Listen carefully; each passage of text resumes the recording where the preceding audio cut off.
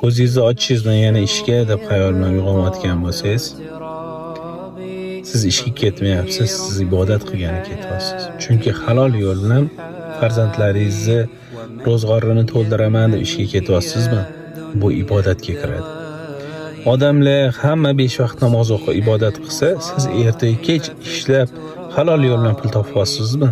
Bu degani ibodat qilib pul topyapsiz degani.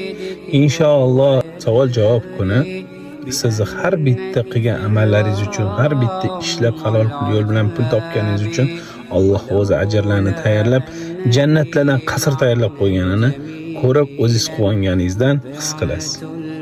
Ey Allohim, men bunchalik ibodat qilmaganman degan paytingizda Alloh sen farzandlaring uchun ota ham, ona ham bo'lib kerak bo'lsa halol mehnat bilan pul topganmiding?